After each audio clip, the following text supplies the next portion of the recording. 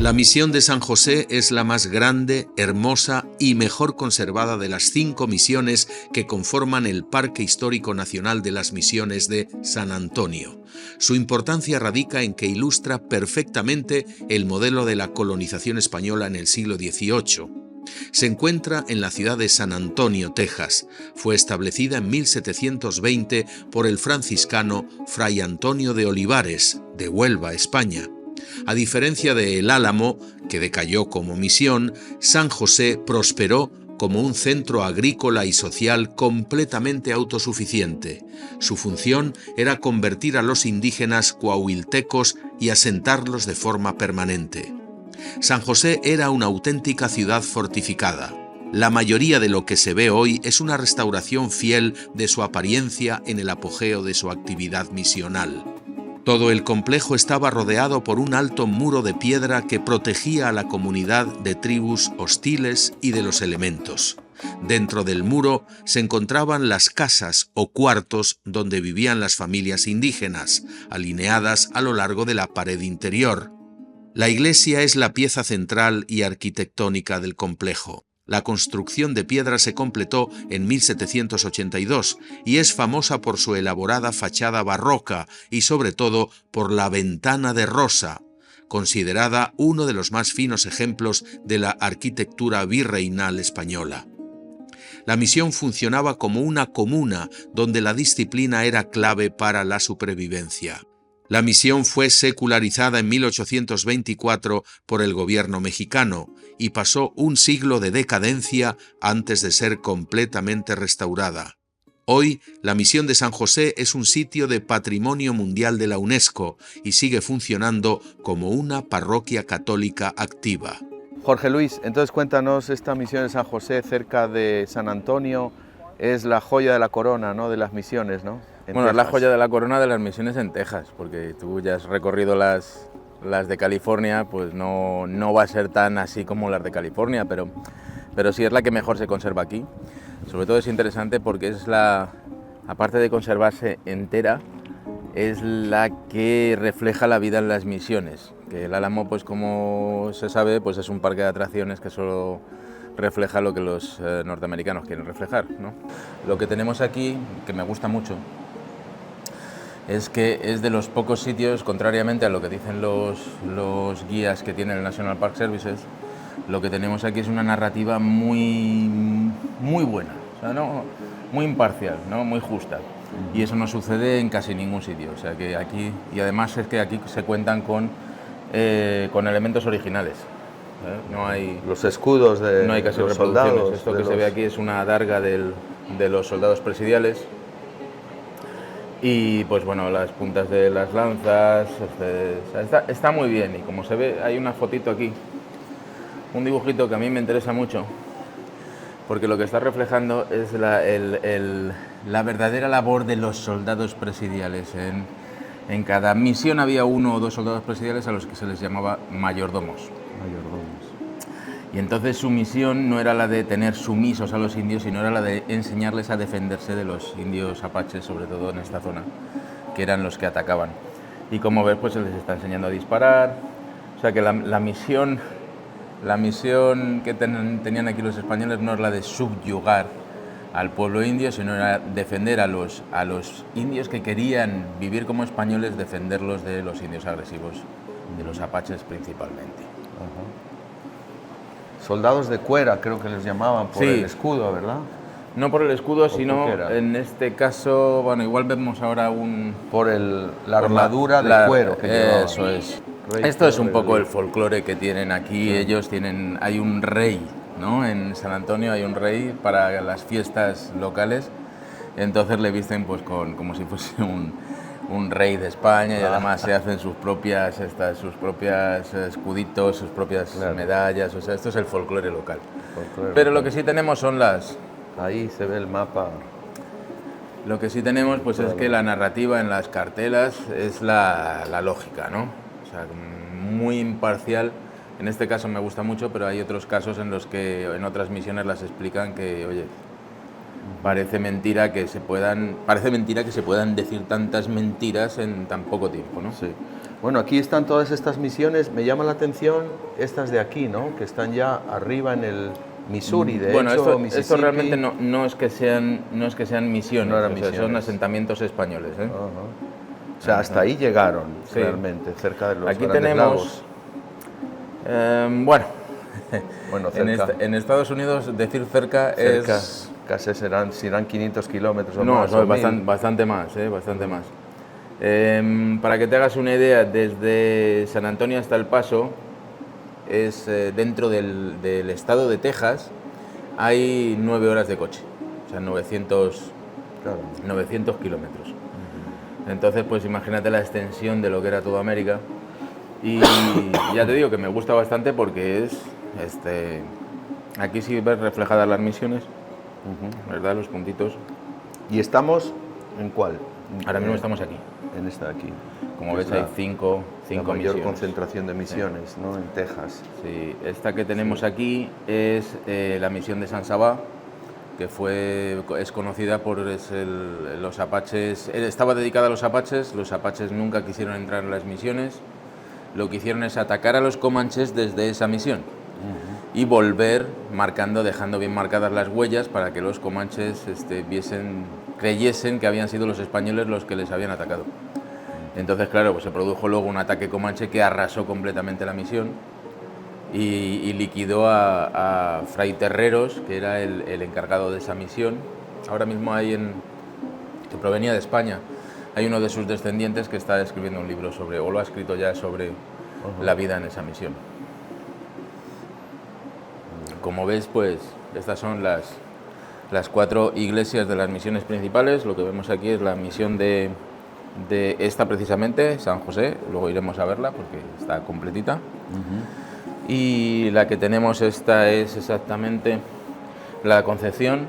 De esta misión lo único que queda es la iglesia, que es espectacular, pero solo queda la iglesia, porque el resto de la misión se construía con adobe. Claro. Entonces, una vez que la misión se seculariza, ya no se utiliza, pues los únicos edificios que quedan en pie son los que están hechos en piedra, que son las iglesias. San Francisco de la Espada, esta es pequeñita, pero es una preciosidad, es una joyita. Yo cuando voy a hacer algún vídeo me lo hago aquí en Espada. Y esta es San Juan, si no me equivoco, exactamente, San Juan Capistrano. Y esta pues es quizá la más normalita, la más... Si quiere enfoca ahí, esta parte, ¿no? Ahí se ven las... Aquí evidentemente falta Valero, falta la de San Antonio, porque pues ha sido tan transformada contra lo de la batalla del Álamo y tal, pues no la están poniendo.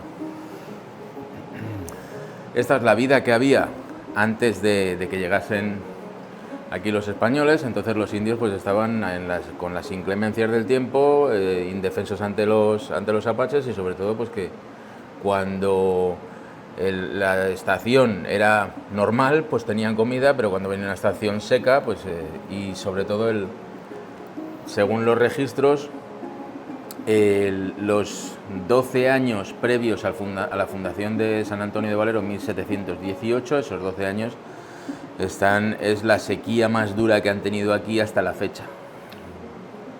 Precisamente ese año, 1718, cuando se deciden de fundar la misión de San Antonio de Valero, ese año cayó agua, pero algo tremendo, o sea, como tampoco estaba escrito, o sea, fue algo especial en aquel año precisamente.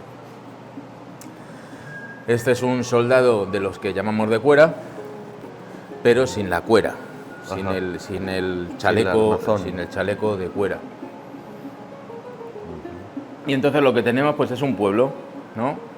Los indios tenían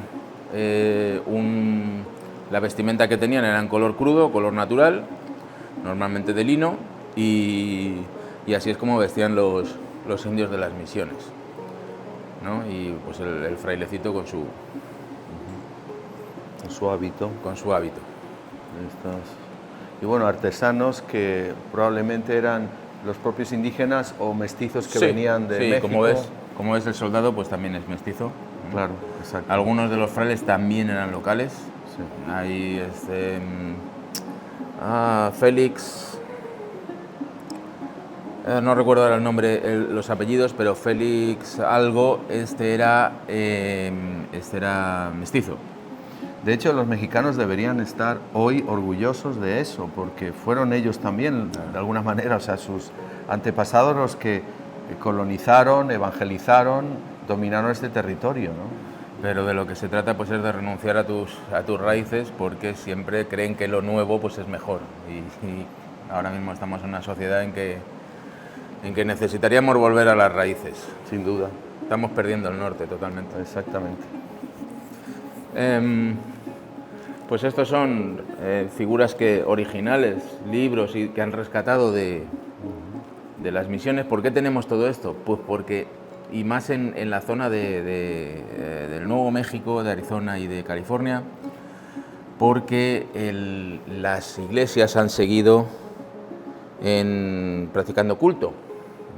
No las misiones, evidentemente. Esta misión se seculariza en 1793. Las construcciones se siguen utilizando, sobre todo pues para mujeres viudas con familias que han perdido al padre y tal, les dan una casa, pero ya no tienen una función de misión, porque todos los campos que tenían de cultivo se reparten entre los últimos habitantes de la misión, pero la iglesia sigue funcionando hasta nuestros días, se celebran misas, bodas y todo. Entonces pues sigue habiendo, ¿verdad? Sigue habiendo originales. Ahí, como veis, pues son el comienzo de los 3 ejes: Camino Real, que iba hacia San Antonio y hacia Los Tejas. Luego tenemos el Camino Real de tierra adentro, que iba a Santa Fe. Y ahí no está completo, pero es el Camino Real que lleva hasta San Diego, y de San Diego hacia el norte por todas las misiones que fueron fundando Fray Junípero Serra y el Padre Lasuen. A mí ya os digo que la narrativa que se ha establecido en esta misión para contar me gusta mucho, porque es muy fiel a lo que pasó realmente, a la realidad. Que hay otros sitios en los que vas y...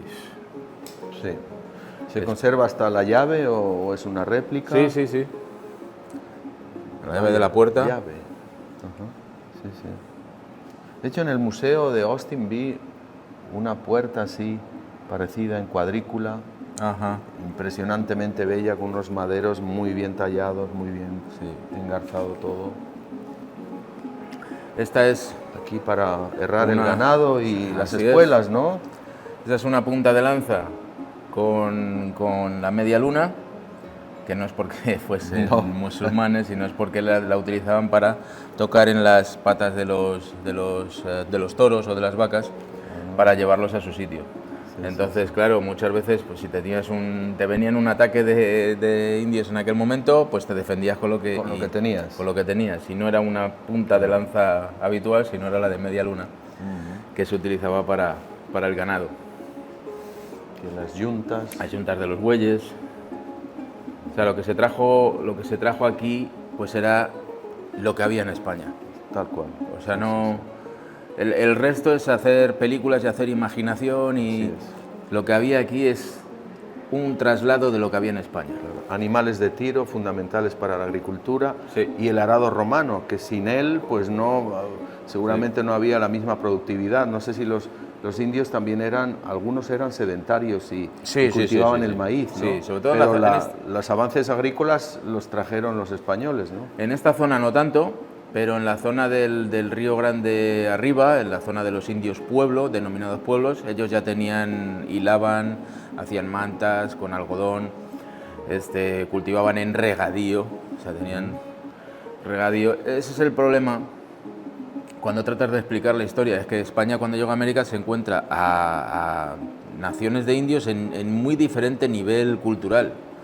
Todo lo que se encuentra con los aztecas pues es una civilización más avanzada, en la que lo que hace Hernán Cortés es dar un golpe de Estado, se queda con el poder con la ayuda de los indios que estaban siendo sojuzgados, pero a partir de ahí hacia el norte, lo que se encuentra es puro canibalismo, sociedades totalmente atrasadas que están consumiendo carne humana porque ya no hay animales grandes, y lo que se encuentra al norte, más allá arriba, lo que se encuentra al norte del Río Grande, pues son tribus de cazadores-recolectores como los apaches, y tribus pacíficas que están tratando de sobrevivir ante los ataques continuos de apaches y son ellos, son estas tribus pacíficas los que piden el establecimiento de las misiones. Ellos son los que piden las misiones, no porque tengan una ferviente catolicidad, sino porque dicen es que nos necesitamos para nuestra defensa, necesitamos que los españoles nos defiendan. También, como ves, pues hay acequias, ahí está un acueducto en la misión de la Espada, que está un poquito a como a 8 kilómetros de aquí, está un poquito lejos y no vamos a ir, y pues lo que traen los españoles es otro tipo de... El estilo de vida de las misiones. Exactamente, y lo que, pues como ves, son gente que vive como los españoles de la época, ahí ves una foto, ¿verdad? Y esto lo que hace es como una carta de presentación. Los indios que no viven en las misiones, que están siendo nómadas, pues vienen a las misiones y ven a gente que tiene su propia cara, la ven viviendo como españoles. Y es en el momento en el que ellos dicen, yo quiero eso, yo quiero vivir así. Una tecnología atractiva, seguridad y la promesa de abundante alimentación. Claro, un tema que ellos no manejaban, porque eran nómadas, pues es el concepto de acumulación. Entonces ahora lo veremos cuando salgamos fuera, hay un granero bastante grande, que es el concepto que traen los frailes. Vamos a acumular para las épocas secas o para otro momento del año, ¿no? Para tener un surtido continuo de comida. Su visión temporal, ¿no? Que no claro, era, digamos, claro. ya empezó a cambiar de ser circular a ser lineal, a proyectarse. Muchas crónicas que tenemos de frailes españoles por los que nos reflejan es eso. Dice, los indios parece que viven en el paraíso. Parece que viven en el paraíso por su comportamiento, no porque realmente viviesen en un paraíso. Era un comportamiento que llegaban al campo, recolectaban tunas o higos chumbos, como los conocemos en España, y no los guardaban, se los comían, pero hasta reventar. Entonces los frailes no entendían ese concepto. Vivían al día. Vivían al día. Y luego había unos problemas enormes porque, claro, cuando venía una época seca, pues esta gente se moría de hambre.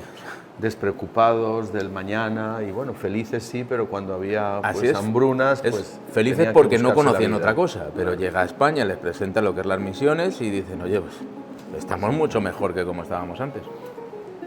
Y bueno, los trabajos en hierro, la metalurgia, que hay gente antihispanista que dice no, los españoles no llevaron metalurgia. Bueno, hombre, por favor. ¿Cómo que no, por favor?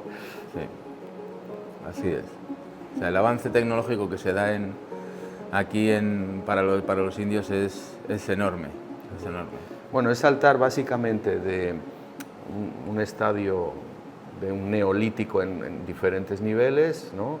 Neolítico avanzado, o quizá, yo bueno, sí que sería lo equilibrado, sí sería decir que, bueno, hubo un salto de miles de años, ¿no? Quizá estaban un poquito más avanzados, los aztecas, que era la civilización más avanzada, estaban un poquito más avanzados que el neolítico, un poquito. Sí, como los sumerios en el Medio Oriente, algo así. No tanto, estaban más atrás. Pero el resto de América estaban en muchos casos en el paleolítico. En el paleolítico. O sea, esto hay que entenderlo. Tenemos a mucha gente viviendo desnuda. Sí. Es para hacerse una idea, ¿no? Sí. Yo a veces comparo con lo que es Papúa Nueva Guinea, que hasta el día de hoy, aunque sea un país independiente, tú ves gente que vive en un atraso, pues debe ser como el que había en la Edad de Piedra o el Paleolítico, porque, y también hay canibalismo, y también hay cero uso de los metales, y, es que, o sea, tribus que no han sido ni siquiera contactadas. Digo que en gran parte en zonas de América sería así, probablemente, ¿no? Tenemos un tema moral, no somos porque evidentemente, pero hay muy poquitas especies que son capaces de comerse a su semejante. O sea, canibalismo. El hombre es capaz de comérselo en casos extremos, pero lo hace ya prácticamente una norma en pueblos como los chichimecas en el centro de México, en los que su dieta principal pues es el ser humano. Y es crudo decirlo, hay gente que me critica por ello, pero es crudo decirlo, pero es mucho más fácil cazar a un humano que cazar a un bisonte o a un ciervo. Sí, por mucho que tengas arcos, es mucho más fácil. Porque el humano, si le provocas, viene. El animal normalmente, si no está acorralado, se huye. ¿no? Entonces ese concepto tan básico es lo que no se entiende. Y hay pueblos en el centro, claro, ahora nuestro tema moral es, no, hombre, no existía el canibalismo. ¿Era un canibalismo ritual? ¿Se comían un pedacito? No, para nada. Un pedacito se comía a lo mejor el sacerdote en lo alto de la pirámide, pero el cuerpo luego llegaba abajo de la pirámide y era consumido hasta los huesos. Mientras no aceptemos esto, pues vamos a estar dando vueltas a cuestiones morales que no tienen nada que ver con la historia.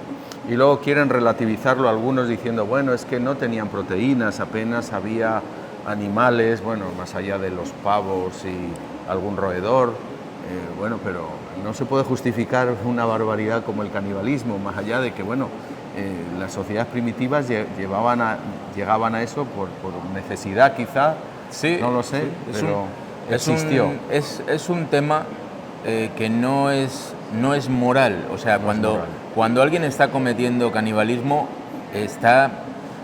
repelemos, todas las especies humanas, animales, repelemos el comer al similar. No me expliquen por qué, porque no soy psicólogo, pero es así. Y lo mismo pasa con el humano. Cuando el humano lo hace es porque le falta proteína, evidentemente.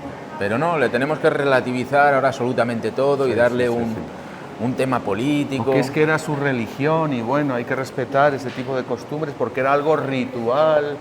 Bueno, canibalismo es canibalismo, ¿no? La antropofagia es algo terrible. ¿Esto no ha cambiado o ha sido reconstruido? Bueno, mucho ha sido reconstruido, pero no, prácticamente esta es la que se ha mantenido más fiel al original. Que es la técnica del la cal y el canto, ¿no? Claro. Como esta misión estaba fuera de lo que es la ciudad, en la ciudad primigenia, ¿no?, de San Antonio, pues... Ponte delante, perdona. Ponte delante, así nos ves para que no nos veamos de espalda. Y disculpa que caminarás al revés, pero así sale mejor, ya. Pues esto no ha sufrido el expolio para las nuevas construcciones. Entonces se ha mantenido así hasta que ha habido un interés en el siglo XX por parte de las autoridades de mantenerlo. Sí. Entonces por eso no ha sufrido el expolio, pero por ejemplo si uno va a la del Álamo precisamente, pues han desaparecido todos los muros. Esto es, digamos, aquí si podemos entrar, pues vamos a ver las casas de las personas, de los indios, y todo lo que se podía guardar dentro de ese patio, que es el ganado. Luego, los campos de la misión es todo lo que estamos pisando ahora mismo, es todos los alrededores, era una misión inmensa, muy grande, y por donde estamos ahora son todos los campos de cultivo de la misión. Era una pequeña población de indígenas aquí, ¿no? Aquí estaban, el máximo, en su máximo, estábamos en unos 400 indígenas viviendo. Y entonces lo que te comentaba, pues es este tamaño de los muros no protege de un asalto. Sí, es fácil subir, ¿no? Es fácil subir, claro. Y sobre todo pues para los apaches, con lo ligeritos que eran. Claro, se puede trepar por ahí, por ejemplo. Perfectamente. Claro. Sino para las vacas que había en el otro lado, claro, para que no se las robaran los caballos, ¿no? Eso lo que hacía era impedir sacarlos cualquier cosa de peso de lo que hubiese dentro. Fray Antonio Margil de Jesús fue uno de los misioneros franciscanos más incansables e influyentes del periodo virreinal español en América del Norte. Su vida fue un testimonio de fervor religioso y actividad apostólica, siendo conocido popularmente como el fraile de los pies alados, debido a su costumbre de recorrer a pie grandes distancias. Nacido en Valencia el 18 de agosto de 1657, Margil Ros ingresó joven en la orden franciscana. En 1683, a la edad de 26 años, partió hacia el Nuevo Mundo con el firme propósito de dedicarse a la evangelización de los pueblos indígenas. La huella de Fray Antonio Margil se extiende desde Costa Rica hasta el actual estado de Texas. En Centroamérica recorrió a pie y descalzo vastos territorios en México, Guatemala, El Salvador, Honduras, Nicaragua y Costa Rica. Se le atribuye haber bautizado a más de 40.000 indígenas, realizando una labor de evangelización en las áreas más remotas y desafiantes de la selva. Su actividad en Texas a principios del siglo XVIII fue vital para consolidar la presencia española en la región ante la amenaza francesa. En 1716 formó parte de la expedición que buscaba establecer misiones permanentes en el este de Texas. Margil fundó, entre otros, los asentamientos misionales de Nacogdoches y Nuestra Señora de los Dolores de los Ahís. En la misión de San José, si bien no fue su único fundador, el mérito recae en Fray Antonio de Olivares, de Huelva. Margil estuvo profundamente involucrado en las misiones de San Antonio y fue un ferviente defensor de la causa misionera en Texas hasta sus últimos días. Lo que vamos a ver ahora pues es la estatua a Fray Antonio Margil de Jesús. Cada misión tiene un fraile principal que fue el fundador, el creador de todo esto. En la misión del Álamo tenemos a Fray Antonio de San Buenaventura y Olivares, y aquí el que tenemos es a Fray Antonio Margil de Jesús, que pues fue el que en los primeros años, esos años difíciles en los que hay mucho trabajo que hacer, porque hay que traer el agua y hay que limpiar los campos y hay que hacer los muros, pues fue él el que estuvo aquí educando a los indios en todas estas cosas. Valenciano. Sí. Dice, Fray Margil recibió sus órdenes a la edad de 25 años en España. En los próximos 43 años que él viajó a pie hasta Panamá, por el sur y por el norte hasta Texas y la Luisiana. Fray Margil trabajó y ofreció todo para la conversión de las almas. Fray Margil buscaba plantar la semilla de la fe a través de la cruz de Jesús. Fray Margil fue guiado por la virtud de la humildad, considerándose como nada. Fray Margil firmaría sus cartas con la expresión "la misma nada". En 1720, Fray Margil fundó en San Antonio una de las más exitosas misiones de Texas, la misión de San José, en la que estamos aquí. Así es. Honor a Fray Antonio Margil de Jesús.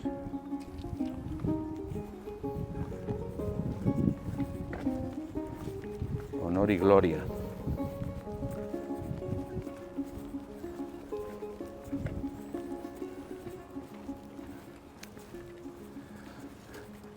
Ya entrando aquí en los muros de lo que se denomina misión, prácticamente lo que se puede entender misión por los profanos pues es los restos que quedan de la labor que hubo, pero la misión es el encargo que recibe el fraile de irse a un territorio hostil a convertir a una serie de gentes. Esa es la misión verdadera. El resto pues es todo las consecuencias de esa misión. ¿Qué ocurre con la narrativa que están sacando los indigenistas?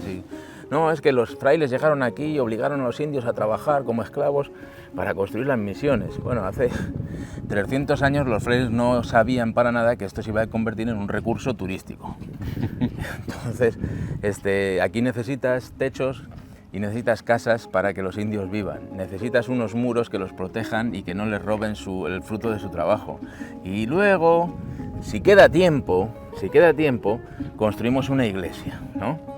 Es que esa es otra de las... la iglesia, ¿no? La iglesia, al principio lo que tenía era un jacalito, una chocita con una cruz, y dentro, pues ahí es donde el fraile daba la misa, y ahí tenemos los restos de una de ellas.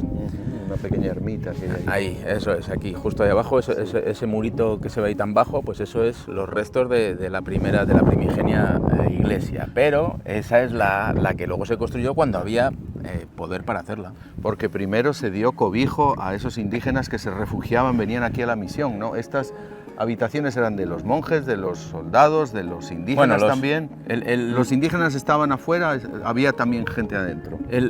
Para tener una idea, eso de ahí es el convento. El convento, que es donde viven los 2 o 3 frailes que están asignados a esta misión, depende del tamaño de la misión, del número de indios que había en ella. Pues habrá 1, habrá 2 o habrá 3 frailes.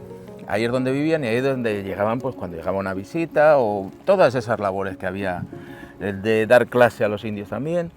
Esto que vemos aquí son todas las casas, tanto del soldado mayordomo y su familia, como de los indios que vivían en la misión. Entonces ahora vamos allí al final, que es donde está una de ellas abierta, que se puede ver. Cada cierto pues había un horno para que hiciesen su pan. ¿Esto era un horno? Sí. O sea que Estos son los hornos.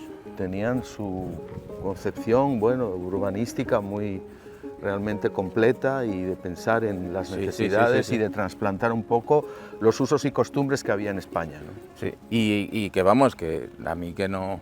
Estoy totalmente seguro de que en España la gente humilde vivía en estas condiciones. O sea, que es que esa es otra de los temas que tenemos aquí, que dicen, no, bueno, es que los españoles vivían bien y los pobres indios los tenían en un chamizo. No. Así es como se vivía antes. Exactamente. Y no tan lejos en el tiempo, porque tenemos fotos de pueblos de España de principios del siglo XX y... En las Urdes, por ejemplo, entre Salamanca y Cáceres, pues la gente vivía de esa forma, y en otros sitios. Pero, a ver, estos indígenas cuando venían aquí y veían este hábitat, estas condiciones, estas viviendas de piedra, ellos venían de un mundo muy diferente, ¿no? Probablemente de chozas, bueno, y eran nómadas, vivían, no sé, la imagen que se tiene del oeste americano, de los tipis, de todo esto. Sí. ¿Cómo vivían esos indígenas antes de venir aquí a la misión? Aquí lo que tenemos toda esta región es kárstica. Lo explico. Eso es como lo que tenemos en la meseta española. Es ese mar somero que se seca y entonces emergen y esas losas de arenisca que se van formando en ese mar luego dan origen a que, pues por ejemplo, en las dos mesetas, en la de arriba y en la de abajo, pues tenemos lugares en los que se producen muchas cuevas que protegen a todos estos indios. Como ves, pues aquí hace mucho calor, entonces no hacía falta tanto una protección contra los fríos, pero esta gente se iba moviendo, entonces cuando necesitaban llegaba la época fría, ellos se iban a esas protecciones, a esos... ¿cómo decirlo? Sí. Y luego el resto del año pues se iban moviendo y entonces aquí no necesitaban tampoco una cobertura tan fuerte. Esta que ves aquí, estos son los cimientos de la primera iglesia. Entonces, en la forma en la que se construía es tener unos cimientos hechos en roca y después a partir de ahí lo que haces es elevar en... adobe. Adobe, exactamente. Por eso muchas veces solo nos quedan estos cimientos. Aquella ya está construida completamente en piedra, ¿no? Si la misión sigue floreciendo a lo largo de los años, hay mano de obra suficiente, pues entonces ya se hacen construcciones mejores. Lo que tenemos que entender es que tenemos un grupo a lo mejor de 200 indios, que pueden ser 30 familias. Estos son los que piden a los frailes y a las autoridades españolas que les protejan. Todas estas familias se reúnen aquí y empiezan a construir lo que es su protección. Y ya con el paso del tiempo, esta protección sirve para que vengan otros grupos poquito a poco y se vayan integrando con ese grupo. Entonces, ¿quién construye esto? Pues evidentemente lo construyen esos indios, porque están construyendo su casa. O sea, nadie les está esclavizando para que construyan su casa, son ellos los que las construyen. Con la dirección, el conocimiento de los frailes españoles, porque esto evidentemente no se ve más que en los estados españoles, porque es la construcción típica española, y a base de piedra, a base de cemento, con muy poco uso de madera. Así es como se construye, con el conocimiento español. Déjame comprobar una cosa, si está modulando. Sí, está modulando. ¿Sí ha sacado algún detalle así de estas viviendas con el horno? Sí, aquí en la esquinita tenemos un par de puertas abiertas. Sí, qué bien. Espero que no las hayan cerrado. Ajá. No, es impresionante realmente. Y lo que tú dices es que en España hasta hace muy poco muchos pueblos hay pues que eran así y más míseres, ¿no? Yo tengo fotos y en mis presentaciones saco fotos de gente que me las ha dado aquí y las comparo con gente en España y dices, si están hasta mejor vestidos los indios aquí que la gente en España. Esta es la típica casa que había aquí en la misión, y entonces aquí es donde residían tanto las familias de indios como la familia del soldado mayordomo, soldado español. soldado mayordomo que enseñaba y cuidaba a los indios y les enseñaba a defenderse de los ataques de los indios agresivos como los apaches. Sí. Bueno, he de decir que pasar del calor intenso de afuera a este frescor que tenemos aquí en el interior, hay que decir que son muros muy gruesos, como se puede apreciar está todo encalado, ahí arriba en el techo también se ven estas vigas que soportan, en fin, el techado. Sí. Realmente muy bien hecho y bueno, la prueba es que ¿cuántos siglos tiene esto ya? Pues, y esto, como vemos, pues siglos, es quizá, o 3. La típica ropa que se vestía aquí con este color crudo. No tenían para teñir la ropa, entonces pues lo que hacían era todos vestir en color crudo. Como se ve aquí, material natural, Lino, ¿no? normalmente lino, porque aunque también conocían el algodón, y hay muchos pueblos que tejían algodón, en el Nuevo México había tejedores de mantas, como esta que vemos aquí, por ejemplo. Esto es arqueología experimental y lo han hecho con los métodos tradicionales de tejer de los indios, pues han hecho estas mantas. Esto que tenéis aquí es nuevo, porque hasta ahora no había. No había. Lo que tenían era solo la habitación. Sí, sí.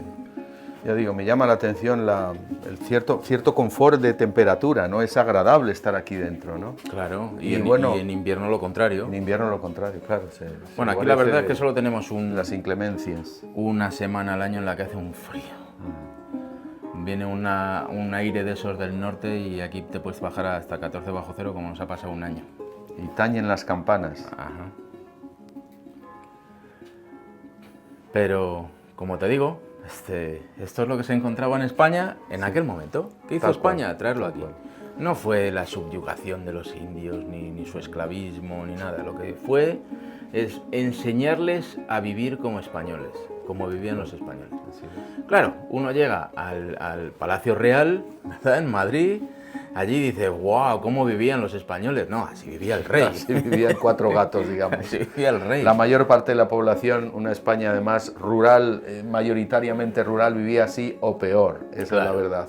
Y con un clima aún, creo que más extremo tal vez por las temperaturas. Pero vemos hasta la chimenea, que no solamente para calentarse, es para cocinar también. Esta era la cocina, el comedor, y al lado, como hemos visto, pues tenían el dormitorio y un arcón, el famoso arcón, que era el mueble esencial para guardar la ropa. Realmente esto no es una choza, es una casa pequeña, pero muy digna y realmente para cualquier persona, ¿no? En esa época, nos tenemos que proyectar al siglo XVIII. Hay que proyectarse, es que lo que no sé, cuando te habla un tejano, no, qué pequeñito era, no, claro. Es que en tejano el dicho dice, en Texas todo es grande, pero es estúpidamente grande, no lo necesitas, pero haces casas de 400 metros cuadrados, ¿no? Claro. Y entonces, claro, el tejano viene aquí y vea, pues qué pequeñito, bueno, pues, a nuestra visión actual, pero no. Claro, hay que proyectarse, estamos hablando de historia, y fíjense qué muros, por Dios, esto 1 metro seguro que tiene, ¿eh? Es realmente un grosor y es pura piedra. Así es.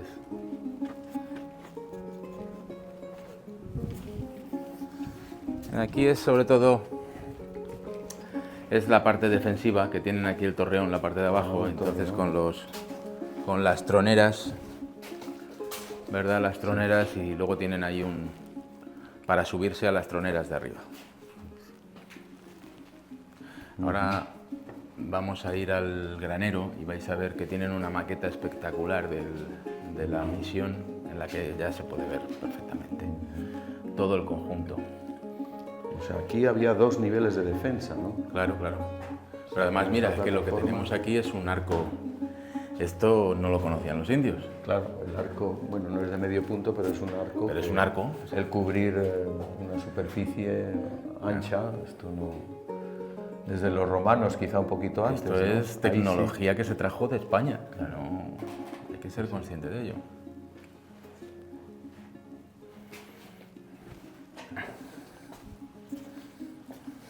Y estos frailes, además, es que tenían como el cuchillo suizo, muchos oficios, muchas eran albañiles, Claro, había que saber de todo. Hortelanos, sabían de todo. Y lo que sabían lo ponían en práctica y se lo enseñaban a los indígenas. Así es, así es. Es sorprendente. O sea, el fraile no estaba para martirizar a los indios, que ese es el recurso del indigenismo. El fraile lo que estaba era para educarlos y también para protegerlos. Entonces, aquí en este caso, el fraile franciscano, que estaba a cargo no de esta, sino la del Álamo, en alguna ocasión pues tuvo que, hasta enfadado, Mariano, ¿cómo se llamaba? Mariano, bueno, no me acuerdo ahora del nombre, Mariano. El fray Mariano, que estuvo a cargo de la de San Antonio, estuvo pues como 30 años aproximadamente, el más longevo. Y entonces una vez se enfadó con las autoridades del pueblo de San Antonio, que estaba a 300 metros al otro lado del río, y dijo: vamos a romper el puente, ya no quiero ver a nadie más en la misión. O sea, él estaba protegiendo a los indios de la misión. Los indios de la misión no estaban esclavizados, lo mismo que te puedes saltar el muro de este lado, te lo puedes saltar para el otro y huyes. Claro. Ellos estaban aquí porque querían y porque estaban protegidos. Este era un lugar que atraía pues, a esos nómadas a un estilo de vida mucho más tranquilo, claro. A un sitio donde se aprendían oficios y donde sobre todo se sobrevivía, que no es poco. Y sobre todo es el tema de lo que te digo, del tener un aporte de comida regular a lo largo de todo el año. Eso, los indios de esta zona, este es un árbol que se llama mezquite. Mezquite. Entonces este árbol estará a punto, lo que hace es que da estas vainas, y estas vainas son una especie de judías, pero estas vainas lo que hacían los indios era hacer una harina con todo esto, y ese era el pan que ellos consumían. Entonces, claro, tenemos además otra cosa importante, también tenemos a los apaches cultivando elote, que es el maíz, a unos kilómetros fuera de aquí, pero es un maíz que da poquito grano. Entonces, otro de los aportes que trae España pues es que vienen estos frailes con todo su conocimiento, hacen selección de granos, hacen injertos, hacen todo lo que tengan que hacer y multiplican por 10 el rendimiento que da una mazorca de maíz. Se pasa de un pan muy pobre, a base de esto, a un pan de maíz o incluso de trigo. Y además cultivando la tierra con las técnicas de toda la vida en España, el arado romano, el sistema de riego, aunque los indígenas decías antes que ya conocían. Algunos. Es que el tema es que no es un tema homogéneo. No. Entonces cada zona pues tenía lo suyo. Ellos sí construían sus acequias, pero os digo que era en la zona de los indios pueblo, que es el Río Grande. Del Río Grande sacaban sus acequias y hacían su regadío. Porque al final el ser humano compartimos el mismo cerebro, y entonces damos solución a los mismos problemas con las mismas soluciones. Claro, eso es muy importante, porque cuando uno habla de que los europeos trajeron esto o lo otro y los indígenas, mira, estaban en el paleolítico o en el neolítico y todo esto, como que uno está despreciando a los indígenas. No, señor, todo el mundo, como tú dices, el ser humano es ingenioso. Ante desafíos de todo tipo del medio, pues se las inventa, se las ingenia para buscar soluciones, ¿no?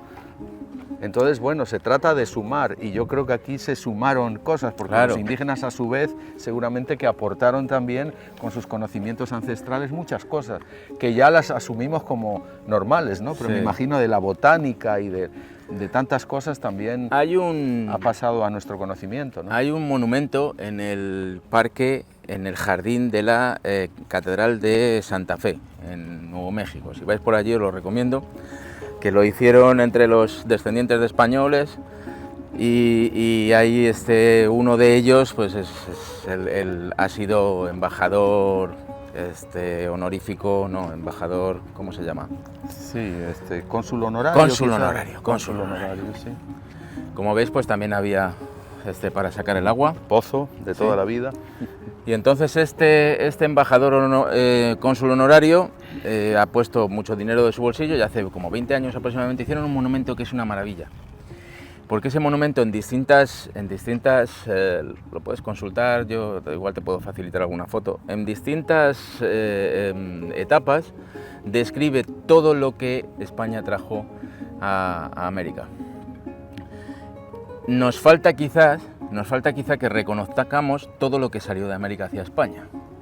Entonces, fíjate, el intercambio, que muchas veces se denosta, pero el intercambio de todo tipo de conocimiento que hizo España salvó al mundo entero del hambre. Porque desde aquí se llevaron las patatas.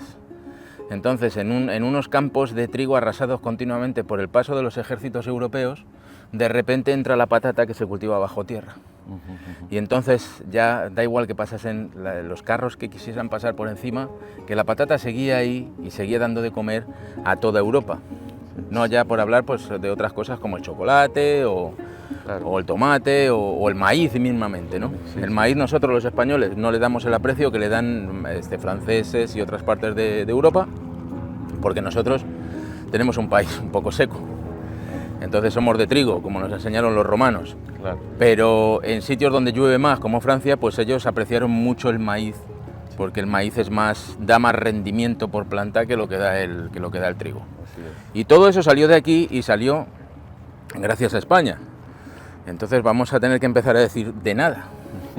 Hay que empezar a estar orgullosos y decir de nada, ¿no? Porque totalmente. Todo esto os lo dimos y ahora encima nos estáis masacrando con la leyenda negra, ¿no? Claro. Nada por lo que pedir perdón, como es el título de un libro del historiador e hispanista Marcelo Gullo, ¿no? Así es. Pero bueno, es como muy popular esa letanía negro legendaria, pero bueno, se derrumba como un castillo de naipes ante la evidencia histórica. Basta tener un poquito de curiosidad, leer buenos libros o ir a los documentos y decir, bueno, aquí nos han contado una mentira terrible, que en realidad es la propaganda, ¿no? Es la historia maniquea había que inventarse un enemigo y ese enemigo pues era España porque les convenía a los norteamericanos y luego a los próceres de las independencias, ¿no? Siendo ellos mismos españoles, por cierto. Sí, pero fíjate que tuve el otro día una entrevista muy interesante con una persona, no viene al caso, pero es una persona relacionada con la Iglesia Católica. Entonces me dio datos en los que la Iglesia Católica está creciendo del orden de entre 10 y 15 millones de personas anualmente. Caramba. No aquí, o sea, en el mundo entero, ¿no? Entonces, quizá a lo mejor esa idea que también nos están queriendo comunicar de no, la Iglesia Católica es retrógrada, es tal, a lo mejor también nos están engañando con los Cada datos. vez lo pienso más, Jorge Luis, de verdad, cada vez lo pienso más. Yo también me doy cuenta de eso, en mi propia vida y biografía, sí. Me doy cuenta de que me han engañado y yo mismo me he tragado la mentira en relación a la Iglesia Católica también.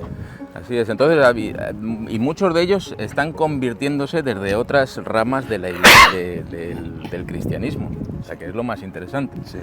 O sea, que hay muchos protestantes que se están viniendo al lado católico, porque no tiene ese afán económico que sí tiene el protestantismo. Exacto. No, hay un hecho que a mí me convenció mucho y es que el protestantismo en todas sus ramas, el calvinismo por ejemplo, pues dice uno se salva pues solamente con creer, los hechos son secundarios y el catolicismo es algo realmente fundamental, es decir, no solamente creer te va a salvar, sino las buenas obras, que hagas buenas cosas.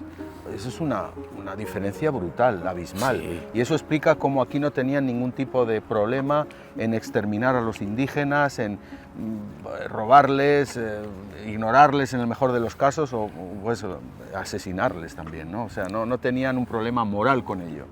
Y el católico pues sí lo tiene, que hubo barbaridades para no caer otra vez en la leyenda rosa, claro, atrocidades y tal, pues como las hay en cualquier comunidad humana, pues que siempre hay gente pues que se pasa de la raya y aquellos que lo hicieron fue porque no tenían control de un alguacil real o de un cura, de un monje que estaba por allí viendo eso, ¿no? Hay diferencias. Hombre, yo también te digo una cosa, ¿no? Sin ser excesivamente católico, como te he dicho, he abierto los ojos con la Iglesia Católica, pero no soy un practicante consumado, haciendo esa salvedad. Aquí todavía tienen pena de muerte. Así es. Entonces yo, sinceramente, a mí mis creencias, sean mayores o menores, lo que me dicen es no voy a aceptar ni una sola lección moral de alguien que todavía está teniendo pena de muerte en su propio país. Siglo XXI. bien avanzado ya. Bueno, y nos vamos acercando a vamos a ver la parte de la iglesia. La misión, estamos en la misión, en la iglesia, que es realmente una joya, pues la decoración de todo lo que es el pórtico. Es impresionante, un barroco es muy americano, muy ¿no? sui generis, muy de aquí, sí. Mira, Ahora vamos a entrar aquí primero al bueno. Sí. Donde os he comentado, que es el granero. Como veis, pues a veces uno se pregunta, ¿y para qué necesitaban estos contrafuertes? Ajá. Porque es que el granero se llenaba hasta arriba. O sea, claro, había mucha presión. Y entonces la presión, pues en algún momento les tiró el muro, porque fíjate que ya había unos contrafuertes construidos verticales. Muestra los contrafuertes, fíjate. Había unos verticales que se conoce que no les fueron suficientes y tuvieron que poner estos a modo de arco. Para sujetar los muros. Para sujetar que, los muros. Aunque eran bien gruesos, igual tenían una presión desde el interior por los granos, porque esto se almacenaba hasta el techo, ¿no? Sí, se aprovechaba totalmente el Significa espacio. que había buenas cosechas, porque llenar estos espacios igual... Hay mucho... O sea, la misión era muy grande, los campos de la misión eran absolutamente enormes. Y todo eso nadie se quedó con la tierra, que esa es otra de las, ¿verdad? España no se quedó con la tierra se quedó aquí y se repartió entre los que vivían en la misión, que pues algunos eran indios, otros eran descendientes de los primeros pobladores, había de todo.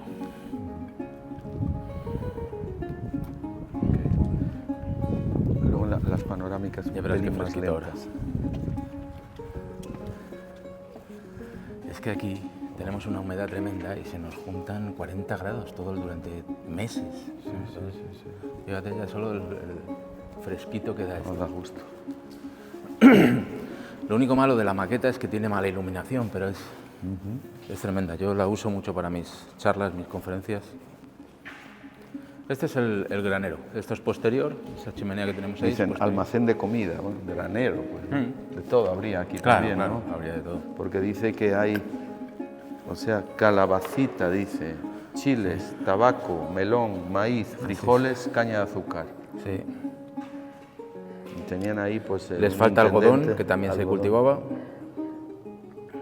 Lo que pasa es que ellos, pues bueno, como ya sabes, pues hacen mucha referencia al cultivo indígena. Sí, claro. Porque aquí, cuando en realidad había más granos, más cereales, ¿no? Aquí se cultivaba mucho el trigo, Claro. campos de trigo, Sí. y ellos comían harina de pan, ¿no? Comían harina de... Las tortillas sí, las tortillas que ellos llaman tortillas se hacían con maíz, pero el trigo era enorme, los cultivos de trigo que tenían por aquí. Dice, los frailes les dieron cantidades de comida a las familias misioneras cada semana. El granero, una de las estructuras de piedra más grandes del complejo, representa el éxito de las misiones. Con semillas importadas, los campos y ranchos periféricos produjeron frutos, verduras y granos. Las cosechas llenaron cajones, cestas y barriles. Maíz y frijoles fueron muy característicos de la dieta misionera, junto con chiles secos. Los franciscanos trajeron nueva comida, incluso especias como comino, ajo y romero.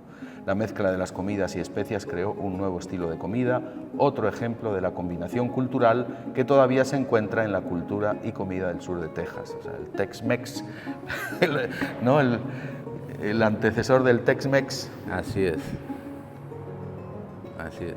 Pero, por ejemplo, la caña de azúcar es importada, no es de aquí. Claro, aquí no. Entonces... No sé qué hace aquí eso. Porque tienen una mezcla de... Lo mezclan todo. Churras con merinas, como Así decimos es. en castellano. Muchas veces ya dices, bueno, ¿para qué voy a pelear esto? Claro. Mira, ves, ahí te dice el granero, el granary. The Granary.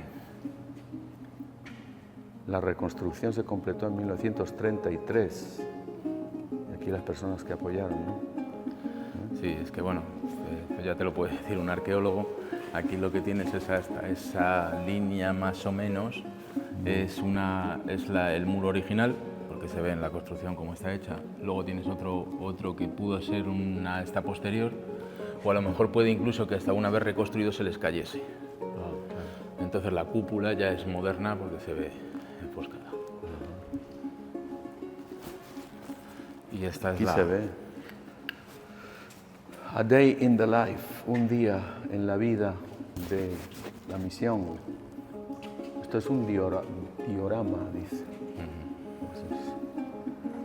Y a ver, aquí hay varias hectáreas, ¿no? 2, Sí, 3. no sé hacerte el cálculo, pero... Pues si dicen que una hectárea es un campo de fútbol, yo diría que aquí hay 2 hectáreas, 2 campos de fútbol. No, yo diría que más. O más.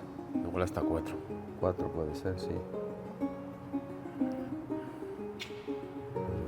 Y esto entonces era todo lo que es el interior. Decías que había vacas aquí pastando. Aquí también. guardaban por la noche, guardaban todo el ganado.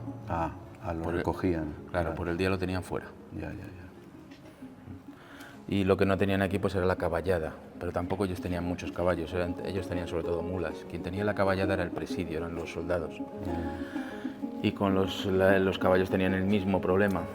Es que tienes la mitad de los soldados de un presidio siempre estaba cuidando a los caballos. Entonces cuando hablamos un presidio de 100, no, hay que hacer el cálculo de que es un presidio de 50, porque otros 50 estaban cuidando a los caballos en diferentes turnos, porque el caballo tiene que comer pasto especial, porque eso es muy delicado, se te muere.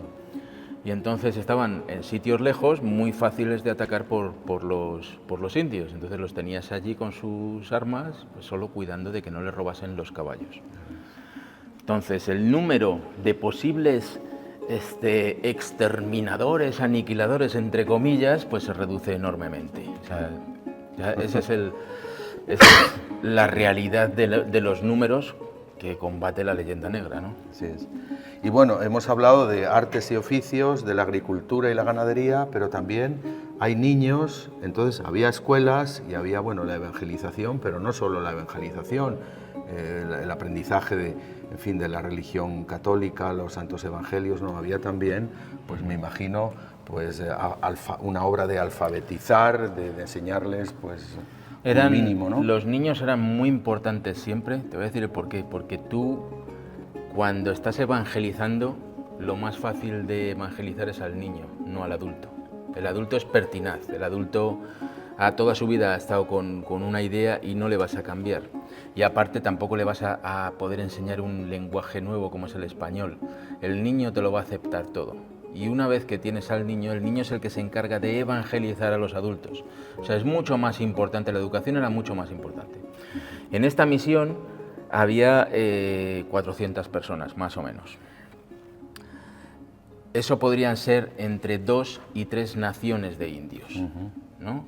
Como te he dicho, pues unas 30 familias aproximadamente, de un grupo muy unido, pues, por sangre y por... Entonces, entre ellos elegían a un gobernador de la misión. Y luego para que no hubiese peleas, cada una de esas tribus, que tenían nombres distintos, no las podías meter, había algunas que no las podías meter con otras, entonces por eso hay 5 misiones, porque dependiendo de cómo se llevasen entre esos grupos tenías que separarlos y tenerlos en diferentes misiones. Cada uno de esos grupos tenía un alcalde. Había, como te he dicho, 2 o 3 concejales o regidores, que se llamaban también, tenían alguacil, tenían 2 cosas que son curiosas, que son fiscal y síndico. Entonces, lo que te estoy describiendo es la corporación municipal de cualquier municipio de España, incluso hoy en día. ¿Cuál era la misión del fiscal y del síndico? Pues era recoger a los niños para que todos fuesen a la escuela todos los días. Entre otras cosas, pero esa era su misión. ¿El alguacil? El alguacil estaba para los casos que había disputas, evidentemente. Un poco era el juez de paz. Sí. Y entonces, pues aquí no aparece, pero seguro que habría pues una picota en algún sitio de aquí, ¿no? Que la picota no era para liquidar a los locales, pero toda sociedad tiene que tener un método represor del que se porta mal, De ¿no? amedrentar, para Claro. evitar el delito y el Y crimen. entonces pues te ataban a la picota y a lo mejor pasabas 2 días en la picota o te daban 4 latigazos o lo que fuese, pero era porque había unas normas que implementar. No robarás al vecino, no le matarás, no te lo comerás, no, cosas así, Claro. mundanas, ¿verdad? Y entonces había que reforzar la aplicación de la ley. No quiere decir eso que fuese el lugar, que las misiones fuesen un sitio de represión, todo lo contrario. Dice, una joya barroca. Es original mucho de esta fachada barroca ornamentada. Cuando se completó en 1782, Frescos coloridos adornaron el exterior y el interior de la iglesia. Los artistas mestizos trabajaron con indígenas locales y les enseñaron esta técnica europea. Los frescos representan la mezcla, ¿verdad? Una mezcla cultural. La iglesia se conocía como la Reina de las Misiones. La escultura encima de la ventana ovalada representa al santo patrón de la misión, San José, con el niño Jesús.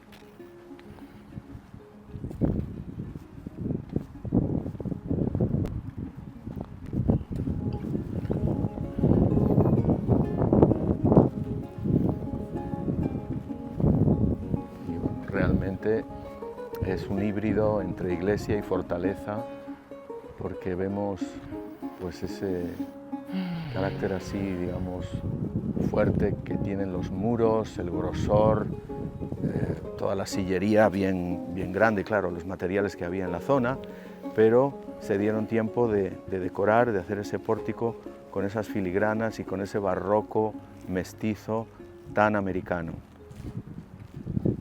Es decir, aquí trabajaron seguramente muchos artistas indígenas, mestizos, sí, bajo la dirección de los monjes que tenían pues los planos seguramente de alguna iglesia de España. Y ahí está la cruz de San Andrés, ¿verdad? La verdadera bandera de España en esos tiempos, todavía, bueno, hasta el principio del siglo XVIII, ¿verdad? Sí, sí. Es de las pocas que hay, ¿eh? O sea, y no ha estado siempre. Yo vengo visitándola hace, pues eso, 12 años ya. Sí. No ha estado siempre y es la única que hay en los alrededores. Alguien con un poquito de amor por la cultura. Pues sí. Ya te he dicho también que el centro de interpretación es mucho más real de lo que es habitual, entonces... Es de agradecer porque en California las misiones están, lo que queda de ellas, no hay centros de interpretación, creo que en ninguna. Sí, yo he visto dos o tres. Algunas sí tiene, pero y luego la narrativa que tienen es muy viciosa. Sí. Mira, yo te abro y tú filmas.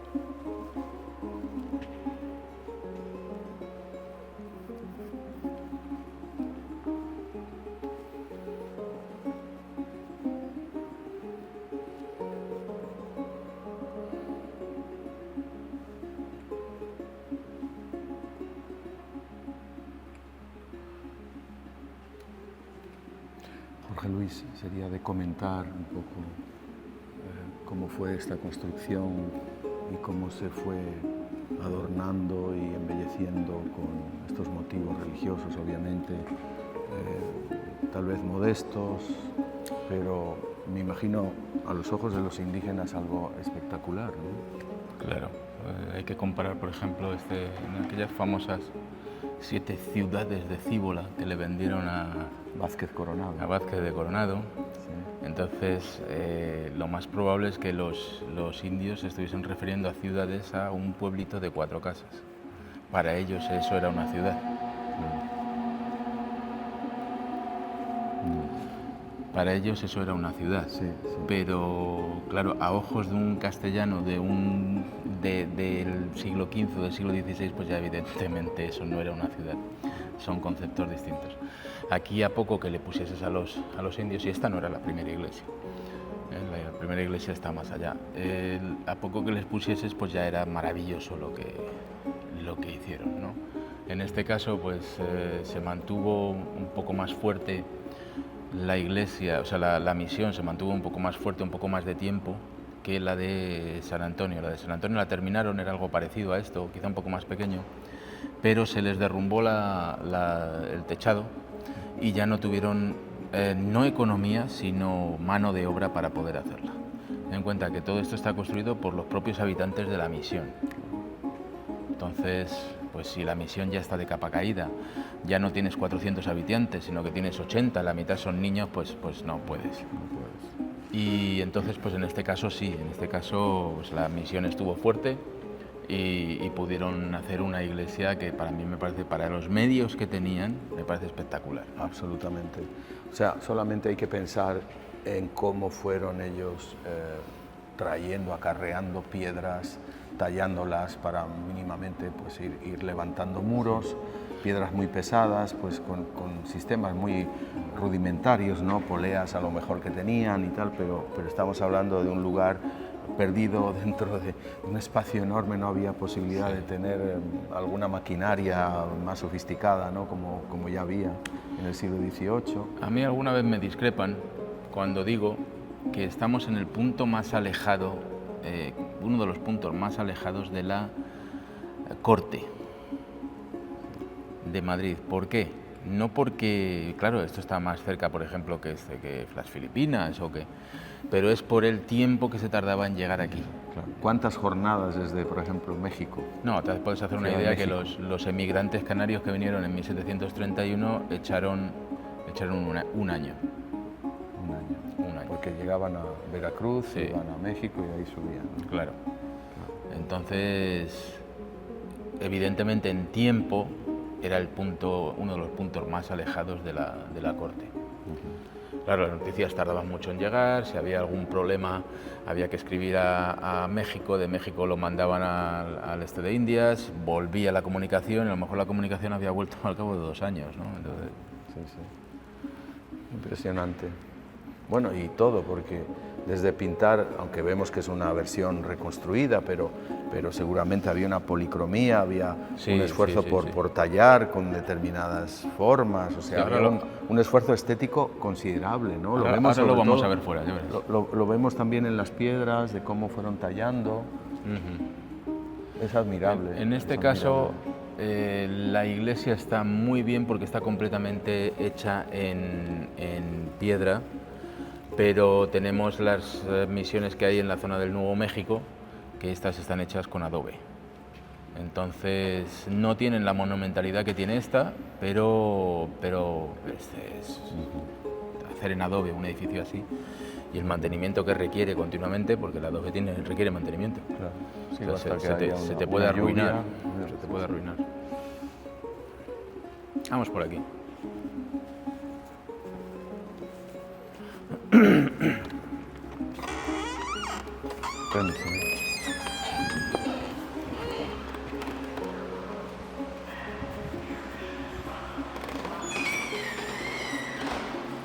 Aquí esa es esta que tienen a la Virgen de Guadalupe, ya sabes que es importantísima para esta parte del mundo. Así es. Y bueno, aquí sí se puede trazar una continuidad, es decir, aunque la Virgen de Guadalupe sea tan mexicana, bueno, tan hispana en realidad, pues de alguna forma pues había una conexión por la religión católica y por el hecho de que los que colonizaron o se asentaron, por ejemplo, en esta misión, en realidad venían de lo que es hoy México, ¿no? En gran parte, sí, supongo. Sí. No es que había españoles, cuando dicen españoles, ¿cuántos españoles peninsulares reales podría haber en una misión como esta? Tenemos muy pocos. El fraile, claro, Fray Mergil de Valencia. De Jesús, sí, el valenciano. Tenemos el mismo paralelismo que podemos hacer los españoles con Roma. Igual. Entonces vas por España y dices, esto lo hicieron los romanos.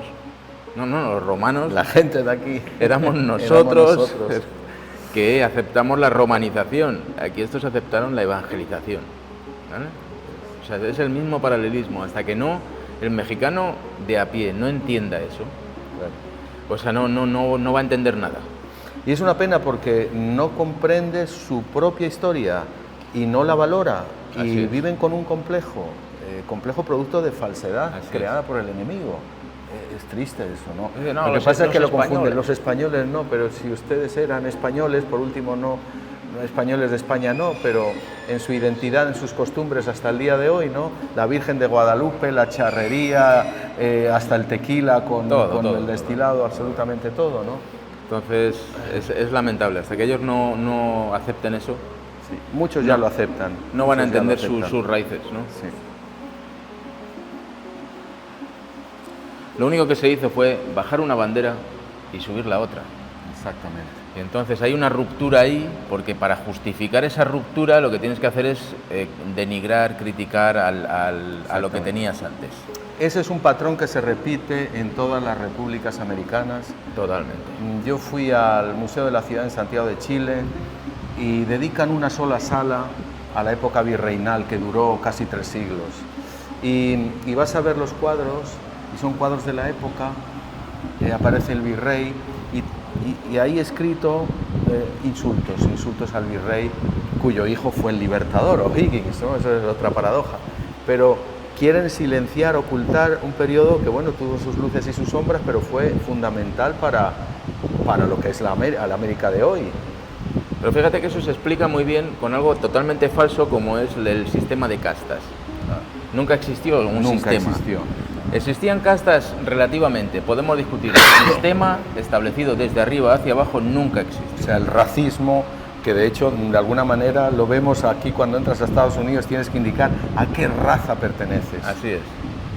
Entonces tienes esa pirámide famosa en la que en la cúspide estaban los españoles, después estaban los criollos, los mestizos, hay una pelea entre indios y entre esclavos negros e indios, porque depende de la narrativa que quieran establecer, lo ponen a uno más arriba o uno más abajo. Realmente no existió, porque los que estaban en la cúspide no eran los españoles eran los funcionarios, los que garantizaban que se siguiesen cumpliendo las leyes y que los criollos no abusasen de otras etnias en el territorio. ¿Quién tenía el poder real en América? Lo tenían los criollos. Absolutamente. El poder económico, el poder social, y si tienes el poder económico, tienes el poder político, por mucho que quieran. Querían mandar ellos sin ningún tipo de sombras o cortapisas por parte de los funcionarios reales o de los propios curas, que también... Por lo mismo que hemos hablado antes en el caso indígena, ¿verdad? O sea, los curas están para proteger que los criollos no se pasen con los indios. Y de hecho lo que pasó después de las independencias en muchos países fue precisamente la apropiación de las tierras ancestrales de los indígenas y darles mala vida en zonas como la Argentina o Chile, pues realmente claro. no hubo ninguna consideración, ningún miramiento moral ni de otro tipo, ¿no? Si quitas a la oficialidad, a lo que había sido hasta ese momento la ley y los garantes de la ley, ¿qué te queda? La oligarquía. La oligarquía es la que posee absolutamente todo, ya no tiene ningún límite. Y eso es lo que pasó en nuestros virreinatos y en nuestras provincias de América. Lo que luego hicieron es que, como tenían que justificar ese relato de que nosotros hemos vencido a los españoles siendo ellos mismos españoles, pues había que echar mano de esa leyenda negra que se había depurado con el paso de los siglos, que bueno, toda una historia, ¿verdad?, que arrancó pues en la Europa continental y que fue política de Estado por parte del Reino Unido, y entonces ahí tenían la herramienta perfecta para pues lavarle el cerebro a los ignorantes, pues en esa época de... Pues además de gran analfabetismo, nadie se preocupaba por ver si lo que te contaban era cierto, ¿no? Necesitabas súbditos no ya hacia el rey, sino hacia tus intereses. Exactamente. Y eso es lo que... En eso se basó prácticamente todo. Y la verdad que 200 años que pervive toda esa serie de leyendas y yo, fíjate absurdas. Que yo soy muy pesimista, yo creo que no vamos a ser capaces de Hay que seguir. Hay que seguir. Estamos haciendo estas cosas, estos vídeos precisamente para abrir los ojos. Pero abrimos los ojos a un 1%, o sea, crecemos, la hispanidad crece en un 1% y los enemigos de la hispanidad crecen en un 20, en un 30% cada vez, ¿no? Entonces es como intentar hacer presas de arena en la playa, ¿no? Lo que tenemos aquí es una ventana que construyó una persona de San Antonio, se llamaba Pedro Huízar. Entonces yo he estado trabajando, asesorando a uno de sus descendientes que hace poco pues, ha publicado un libro sobre su ancestro. Entonces este señor pues era una de esas mentes que en todos los pueblitos pues tienes uno que sabe más que los demás y entonces o que tiene más curiosidad y por eso aprende más que los demás, ¿no? Mejor dicho. Y entonces él terminó haciendo esta ventana que se llama la Rosa de San Antonio. Entonces tienes dos símbolos en San Antonio, uno es la fachada del Álamo, ¿verdad? Pero digamos que el símbolo de los propios de aquí, lo verás en todas las autopistas y en todos los sitios, es la ventana. Esta ventana. La peculiaridad de Pedro Huízar es que en teoría era español, pero había nacido aquí y dependiendo, porque yo sí trabajo con el registro de las misiones y el registro que en definitiva son las misiones, pero también es del resto de la población. Tenemos registrados, como en cualquier registro de España, pues registras tus nacimientos, tus bodas, está registrado todo sobre este señor. Y en este señor, en alguno de los registros aparecía incluso como mulato. Pero era el juez de paz. Había alcanzado el título de juez de paz de San Antonio. O sea, a pesar de esa mezcla en algunos sitios se le consideraba, se le escribe como mulato, que era, desde nuestra visión actual, era como los mulatos son los esclavos. No todos eran esclavos. No, y entonces en otros sitios aparece como mestizo y en otros sitios aparece como español. En el momento en que aquí la gente se bautizaba y ya adquiría el modo de vida de español, ya se le consideraba español. Tenemos muchos problemas en los registros para identificar, para poder, con nuestra visión actual, identificar a unos y a otros, porque en el registro están como españoles. Claro. Ni novohispanos, ni mulatos, Es difícil, solo unos pocos frailes estaban registrando ese famoso tema de las castas. Claro. Muy pocos los estaban registrando. Entonces este señor, que es mulato, que es mestizo, pues llega a ser una persona muy importante en su sociedad, en su pueblo, y todo esto pues creemos que era mulato. Y eso se da a lo largo de todo el Imperio Español. Sí. Lo de las castas también tiene que ver con unos grabados que se hicieron en México, siglo XVIII también creo, sí, o XVII. Pinturas costumbristas. Esas pinturas donde hablaban pues de esa mezcla variopinta, ¿no? Y daban un título a cada mezcla. Pero no se puede deducir de ahí de que hayan sido, digamos, razas como comunidades, nada que ver. Era recoger la realidad, que era la mezcla, efectivamente. Mira, tenemos en esta misión no actuaba como, bueno, te lo voy a explicar de otra manera. La misión de San Antonio de Valero, como era la primera misión y la que estaba en el centro de la ciudad, centro del pueblo, esa misión de San Antonio de Valero, antes de que se construyese la catedral de la ciudad y la parroquia de la ciudad, esa misión ejercía como la única iglesia que tenían, y en esa misión están registrados por los soldados españoles, los civiles españoles, todo el mundo está registrado en esa misión, hasta el año 50 aproximadamente, en que ya se empiezan a derivar hacia la parroquia, hacia la catedral. En esos registros tenemos 1600 registros. En el único momento en que se hace referencia a algo parecido a las castas es por el último fraile que se hace cargo de la misión a finales del siglo XVIII. O sea, tenemos 1600 registros y solo en 16 casos hay una referencia a las castas. Si uno sabe un poquito de estadística, hace la estadística y dice, no, esto es la excepción que confirma la regla. Y la regla es que no existían castas. Por mucho que se empeñen, no existían las castas. Es que hay que dejárselo claro, pero no hay forma Hay unos 3 o 4 conceptos que maneja la leyenda negra, que son recurrentes y que por muchas pruebas que les presentes no hay manera de echarlos abajo, ¿no? Pues Jorge Luis, muy bien, esta visita ha sido muy esclarecedora en todo esto de la verdad que está aquí, es testigo de la historia, este lugar increíble, y de cómo fue fruto de la colaboración, en definitiva, entre los nativos, los oriundos de esta tierra y los que llegaron de Europa y se mezclaron a su vez con los oriundos, ¿no? Paisaje humano muy diverso y que, bueno, pues creó pues un oasis de civilización. Sí, así ahora está muy de moda lo de la inclusividad, ¿verdad? Eso. Es ser inclusivos. Pues esto lo lleva practicando el Imperio Español 500 años, ¿no? O sea, Ahí está dicho todo. la que tienes ahí Esa, abajo sí. es el estuco que se hacía para recubrir absolutamente todo. Ah, sí, sí, sí. ¿Eso con qué lo hacían? ¿Con cal y algo Sí, así, ¿no? y entonces iban luego pintándolo. Entonces tenemos el mismo problema que con Toledo. Toledo en época clásica lo más probable es que fuese blanco. Pero ahora nos gusta más la piedra, ¿no? Ya, ya, ya. Entonces, aquí lo que han dejado es como un testigo el enfoscado El enfoscado, eso es. de las paredes, y serían todas blancas. La misión de San Juan es toda blanca, ahí sí que lo han conservado. Pero, bueno, pues no sé por qué, como que les da la sensación de que es más viejo si lo dejan sin el este. Y entonces es algo que se da, es común en todos los sitios, el arqueólogo o el conservador o quien sea dice, venga, lo dejamos a piedra. Pero no, realmente no, estaba todo enfoscado. Fiel a la realidad. Aquí ten en cuenta que cuando llueve, Claro. cuando llueve el agua se puede llevar todo. O sea, no llueve, yo no he visto lluvia así en España nunca en mi vida. Torrencial. Es torrencial, es 3 horas cayendo torrencialmente, se llena todo. Eso puede acabar con todos los muros que quieran, pues no hay manera de que entiendan que los tienen que enfoscar, porque si no lo van a perder. Claro. Ahí los tienen, piedra. Sí, yo lo he visto en otras ciudades americanas, en Quito, por ejemplo, luz de América, como dicen. Quito se dieron cuenta de que toda la zona que ellos llaman colonial, o sea, virreinal, pues tenía casas enfoscadas con un enlucido que ponían, Sí. y ese enlucido era de varios colores, no era todo blanco.